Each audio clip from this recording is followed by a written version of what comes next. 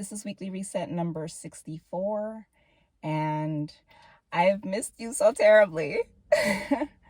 I have a lot of thoughts and feelings that I would like to share and express, and so I'm going to move slowly through my conversation so that I can touch upon the words and the points that I want to say and make. And I have my trusted note cards with me in case I go off on a little tangent or go off the rails a little bit. I can get back on track. I can get myself back on track. So, and I also keep forgetting that the camera is right here and not right here. So I'm going to practice that a little bit better today. Okay. So over the last few weeks, I've been thinking a lot about the type of person that I want to become. And I actually got a reminder of that this morning. I want to become a better people person. And I've been discovering that in order to do that, I have to challenge myself in the ways that I present myself to others, like my outward appearance. We're just gonna cut right to it and talk about that, okay? Because I feel like talking about that today. So I've been thinking about my journey and a lot of work that I've been doing, and a lot that has come up is my ideas and concepts and beliefs about the way that I look, and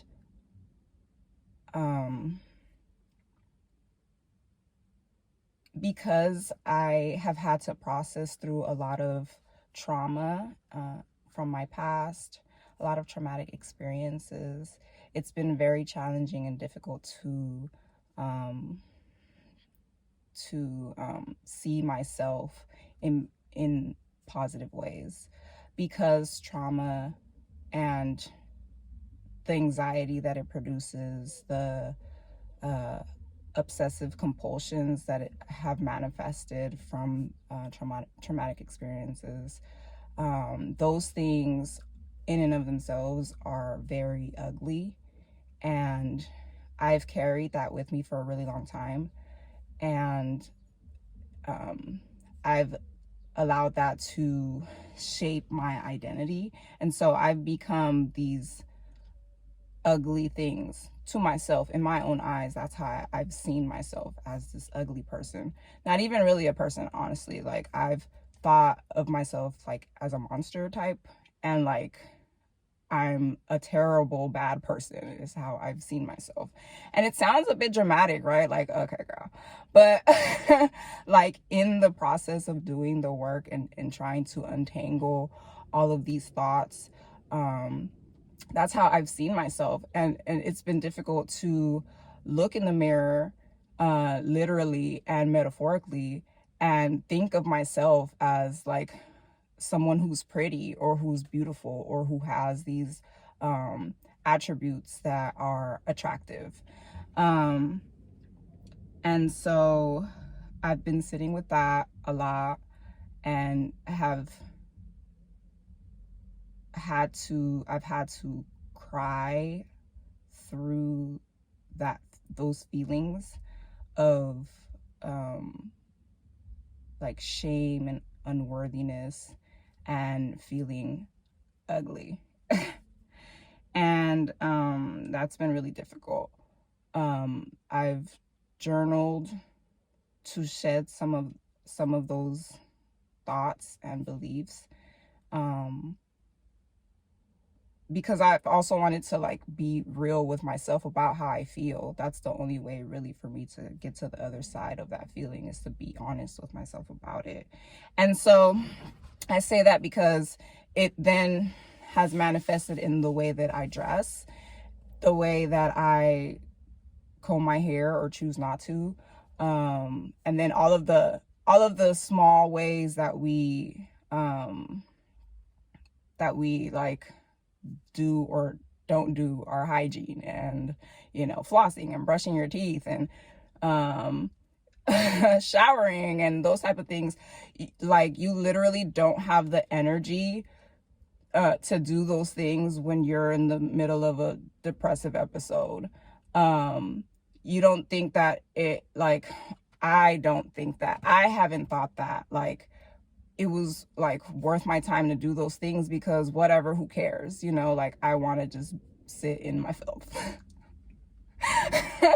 I mean, and that's the reality of those things. Like, when we say it's ugly, like, that's what it is, so I feel like I want to be like truthful about that, because it becomes challenging to be authentic any other way, right? Like, and it disrupts attempts that I'm trying to make to like build my confidence and courage when I don't face those things. Like, there is this way that I've been, an identity that I've held, that is actually holding me back from being these new or different things that I'm trying to be. So if I can go all the way to the edge and say, hey, this is real, like, this is what's really happening, I can in a way honor that part of myself that feels those ways, and say that feeling is valid and your experience is valid, and I understand where you're coming from and why you would even be hesitant or resistant towards changing and looking at yourself in better ways. So yeah. Okay. So I appreciate the idea of like fashion and style, because it's a way to be creative with your expression. And I will honestly say that I haven't, at this point where I am now, put in the level of effort that I would like to put in towards my my physical appearance, the way that I dress, things like that. And I feel like that's okay. Like, I went through a phase, even in these recordings, where I was very resistant towards plucking my eyebrows and recording in the daytime, because I was like, whatever. I'm beautiful, and I don't have to like conform to whatever society standards of beauty are in order to prove to anyone that I feel that way about myself. And I feel like that was good to do for a time, and I'm glad that I did that, because then I can say, all right, so we've done that, like, let's challenge ourselves, and like, let's go shop real quick and like grab a couple of blouses, because I like my blouses, and like, let's try and put a little bit of makeup on.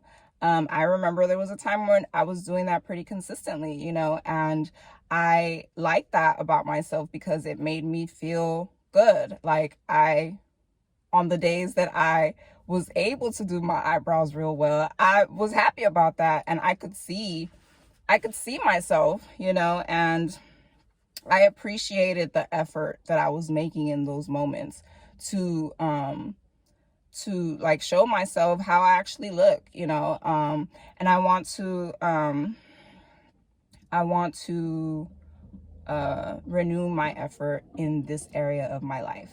Why? Because I think it's a great testament to the healing that's happening in my life, and the benefits that I'm seeing in the process of doing the internal work. And yeah, then I have evidence that I can look to later and say, oh, I remember that day and that conversation we were having, and that will allow me to then make more effort. So that's kind of what I've been thinking about. So in exerting effort towards um, my physical appearance. I am challenged to accept myself the way that I look right now, the way that I see myself right now, in all of its accuracies and inaccuracies. I'm able to accept myself and be in the present reality with myself. And I'm challenged to then like express gratitude and patience towards myself as I'm working towards higher levels of acceptance, right? Then I also can practice appreciation for myself, appreciation for just the steps that I'm taking to love on myself in this specific way. And when I do that, I can show myself compassion and understanding. So acceptance, appreciation, and then when I put in effort, I can also, or a way that I can put in effort is to affirm myself.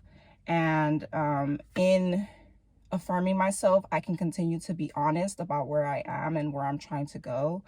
I have a better sense of clarity, and I can then, through affirmations, say what my intentions are, what the purpose is behind the activities that I'm doing. If it's going to get my hair done, which I haven't done in a long time, if it's going to get a pedicure, if it's buying this blouse, I'm thinking about it as an investment in myself and in an investment in my future self. And then in affirming myself, I can practice self-discipline and yes. I always pause at that one because that out of all the things is the most challenging thing, is the self-discipline. But we'll talk about that another time. I mean, we're gonna do it, but we're gonna talk about it another time. Okay. So yesterday I was thinking about was it yesterday or today? I was thinking about me as a manager, right? And I was like, I want to be this type of manager. And I also had to realize that I'm already a manager right now. I'm already responsible for people. I'm responsible for a certain amount of work. And I've in the past been really overwhelmed by the idea of that responsibility and having people looking at me. And so that's been another thing that's made me feel like I want to go into hiding. I'm going to dress like this to minimize the attention that's on me. I'm going to dress like this so that people think that I'm like this, right? Let me just say that I prefer most times to be in sweats and a hoodie because it's easy, it's comfortable. It's how I've felt. You know, I work from home, ain't nobody looking at me, ain't nobody worried about me and what I have going on. And you know, that's good, like if I can still manage to do my work and stuff. But if I'm trying to be this type of manager, right, I'm trying to like have these levels of responsibility and this level of pay, then I have to dress a certain way. And that's just the reality of it. Like, people are going to judge me one way or the other anyway, right? And why not position myself in the best light possible? You know what I mean? And that doesn't mean like like that means whatever it means to me, right? Like ain't nothing wrong with me being in my sweats and hoodie. But again, in wanting to challenge myself, I can share these other concepts of my style, and like honor those parts too, right? So my style, I think, is geared towards or working towards like a business sporty or business comfy, but business, like I'm trying to take care of my business. And so I just wanted to talk about that just really briefly, because I mentioned like I address myself often as beautiful, because no one else is doing that. And I often don't feel that way. And so I started calling myself that to hear it, because I wanted to believe that. And like feel it in my core. And so that's something that I'm still working towards. And I'm excited about that challenge. I'm excited to use this platform as a way to convey that's how I'm feeling about myself. And I'm excited to see how it develops.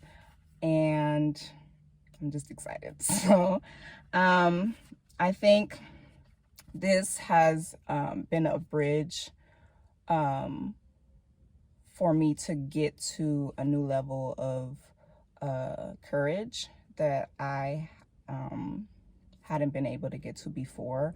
And courage in a way that's responsible and thoughtful and not reckless. And I will have more to share about that in the next video. So I'll see you then. Peace.